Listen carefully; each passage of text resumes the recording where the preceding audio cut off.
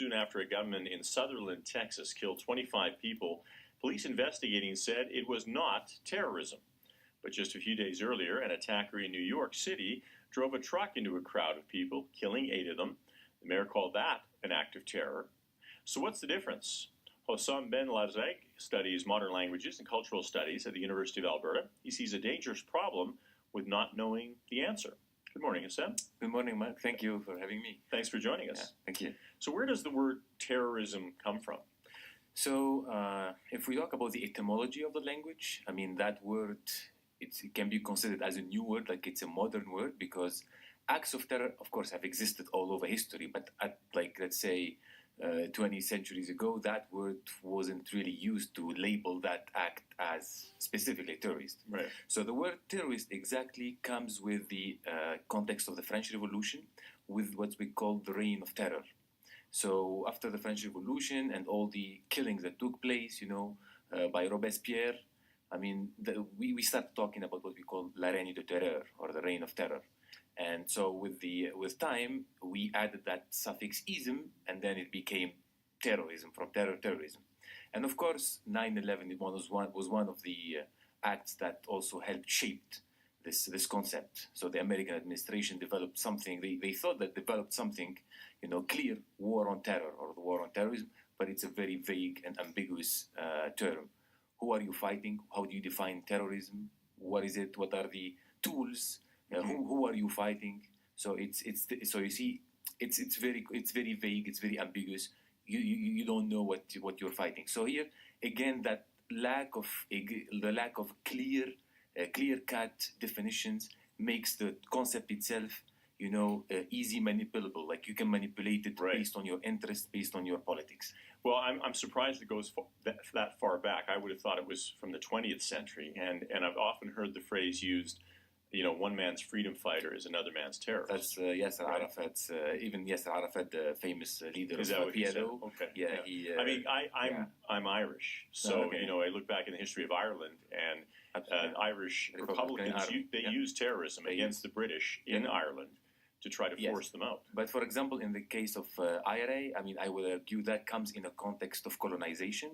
So what the IRA was doing, it's considered terrorism, but it was in a context of like colonial independence. Right. Another example would be the Algerian-French War. So the Algerians, FLN, they were resorting to terrorist, acts to push the French out. So it's like, so here we talk about terrorism in a colonial context, and the aim was actually just like to push the French to make the stay there like hell. So just like, not worth staying. Not worth staying, yeah. So that they don't hold on there. Okay, let's talk about it in the modern day context now that it's used, because I use the comparison between what happened in New York City with the mass killing in Texas. And I think that one of the definitions, or one of the, I guess, distinctions that people use is political. Political, yeah. Was the violence politically motivated? Yes. Now, is that a clear definition, and can most people understand that, or is it a bit muddy? So again, when we define terrorism, we can go like to the scholarship produced by scholars, by policymakers. Or like, if I can give you 20 definitions of terrorism, Yeah. you will find you'll find a lot of inconsistency. So some people emphasize on the fact that you need to have religious, ideological, or political motivations to call it as a terrorist act.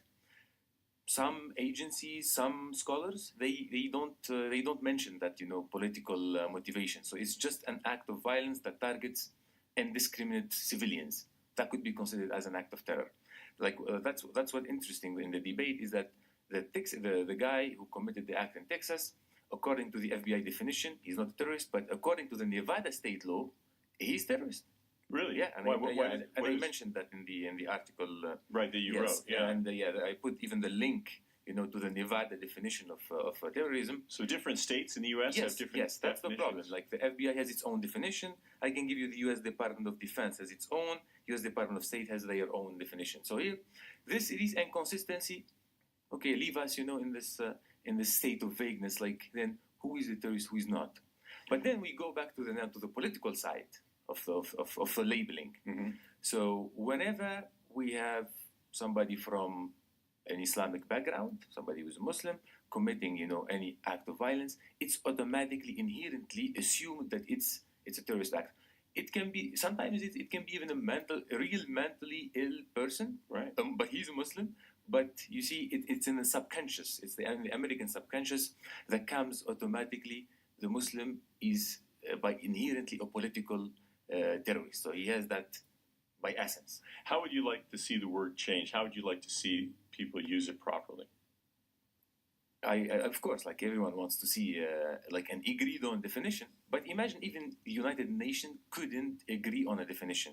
If the United Nations, which is like this international body, couldn't agree, and I mean, I wasn't even checking their website, they mentioned clearly, they said, some parts like object on certain definitions. Some of them are from the Middle East. I mean, some organizations, because their argument is there are struggles for independence. There are legitimate struggles. Right. Let's an example would be the Palestinians. They are for in the Arab perspective, they are having a legitimate struggle towards independence. Yeah. So then, how do you label that? I mean, what is a legitimate struggle after all? That was the dilemma in the United Nations. That's why they can't. That's why they can't. Yes, there's too many disagreements. It's too many disagreements. Yeah. Every part will tell you, no, I have an objection on this. Well, I'm going to point people towards your commentary on it. I think it's really interesting. Thanks for coming in this morning, and I think it's a debate that will continue. Yes, Absolutely. I mean that's why. I mean, I noticed some of the reactions. They were, some people didn't like the way I framed the arguments. But I mean, to be frank, sometimes you have to be provocative to move the waters. Sometimes to move that discussion, you have to be a little bit provocative, and that's everywhere in politics. To stir those stagnant waters, you have to be a little bit provocative. But of course, I mean, at the end, I said, I'm not providing excuses to Muslims or white or dark. It's all all these butcheries committed. After all, they're act of terror. They're terrorizing people. Absolutely. Houssem, thanks very much for coming in this morning. We appreciate it. Yeah. Houssem Ben Lazreg studies modern languages and cultural studies at the University of Alberta. It's 10 minutes now before 7.